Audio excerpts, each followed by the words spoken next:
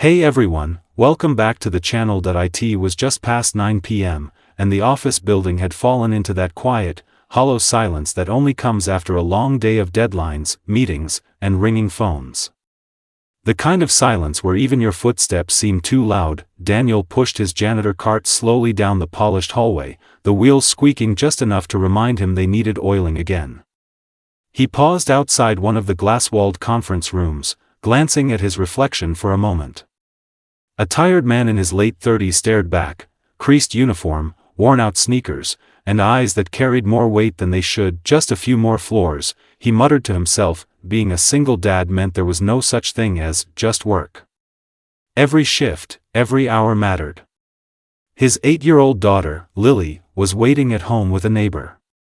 School fees, groceries, rent, it all added up faster than he could keep up with.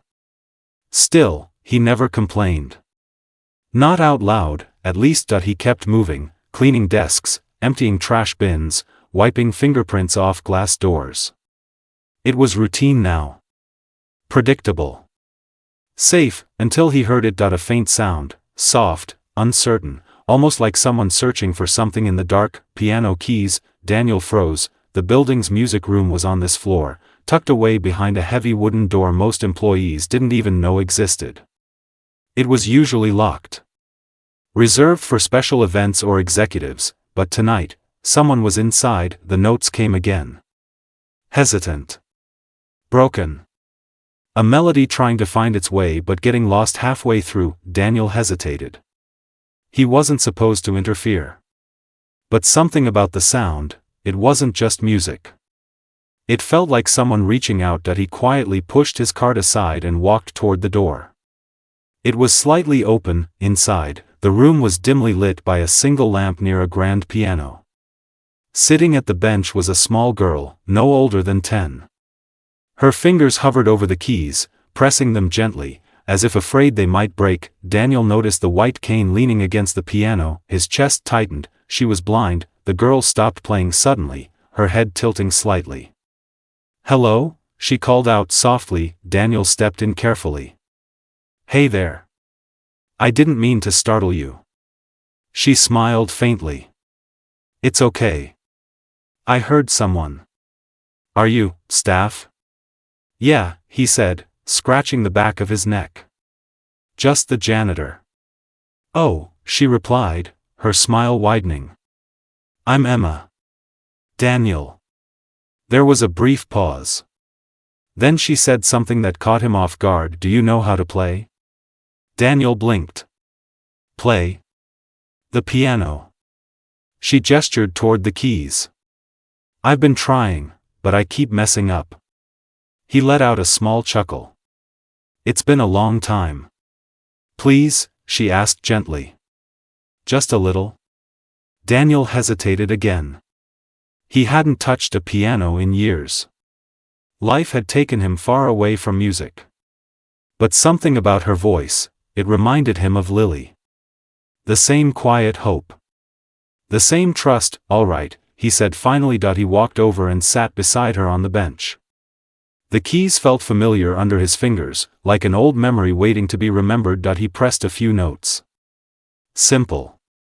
Soft. Emma's face lit up instantly. "That's beautiful," she whispered. Daniel smiled faintly. "Let's try something together." He guided her hands gently. "These are the middle keys. Feel the pattern. Black keys come in groups of 2 and 3. That helps you find your place." She nodded, concentrating. They started slowly. Daniel played a simple melody while Emma followed, her fingers trembling at first but growing steadier with each note. The room filled with music, not perfect, not polished, but real. Honest. Emma laughed suddenly when she hit a wrong note. "Oops." "Hey," Daniel said softly, "there's no wrong notes. Just different ones." She grinned. "I like that." Minutes turned into something more. Time seemed to stretch and soften around them. Daniel forgot about his shift, his exhaustion, his worries. For the first time in a long while, he felt light. And Emma, she wasn't just playing anymore. She was feeling the music. Letting it guide her. Can we try a song? She asked. Sure, Daniel replied. Do you know any? My mom used to play one, she said quietly. I don't remember all of it, but I remember how it felt. Daniel nodded. That's enough. He began to play a gentle tune, something emotional, something that carried warmth and longing at the same time. Emma followed, her fingers finding their way with surprising grace, and just outside the door, someone had stopped. A woman stood there, her hand frozen on the handle. She had come back to retrieve something she'd forgotten after a late meeting. She hadn't expected anyone to be here, certainly not her daughter, and yet, there it was. Emma's laughter, the piano, and a man's voice, patient and kind. She didn't step in, she couldn't. Instead, she stayed where she was, listening. Watching through the narrow opening of the door, her eyes softened as she saw Emma smiling in a way she hadn't in months. Truly smiling. That it hadn't been easy. After losing her sight, Emma had withdrawn from everything she once loved. Music included. No teacher, no therapist had been able to reach her like this, and yet here she was, playing. Laughing. Alive. With a janitor, the woman's grip tightened slightly on the doorframe as she listened to their conversation. See? Daniel said gently. You're doing it. Emma beamed. I am, aren't I? You've got a natural touch. Do you think I could get really good someday? Daniel paused for a moment. Then he said, with complete certainty, I know you will. The woman outside blinked rapidly, holding back tears. Inside, the music continued, filling every corner of the room, and somehow reaching beyond it. After a while, Emma's hands slowed. Daniel? Yeah? Will you play with me again? He hesitated, just for a second. Life wasn't simple. Schedules, responsibilities, reality had a way of interrupting moments like this, but then he thought of Lily. Of how much this meant. Of course, he said. Emma smiled, satisfied. Finally, the woman outside stepped back, quietly composing herself. She took one last look through the door before turning away, but something had already changed. The next evening, Daniel arrived at work like any other day. He didn't think much about what had happened, just a small moment, a simple kindness, but as he reached the same floor, he noticed something different. The piano room door was fully open, and inside, Emma was waiting. Daniel, she called out as soon as she heard his footsteps. That he couldn't help but smile. Hey, you. And just behind her, standing near the window this time, was her mother. She stepped forward calmly, her presence commanding yet warm. Daniel, is it? She said. That he straightened immediately, a bit nervous. Yes, ma'am. I'm Emma's mother, she said. And the CEO of this company.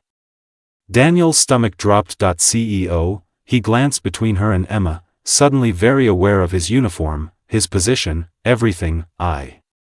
I'm sorry if I overstepped. She raised a hand gently, stopping him. No, she said.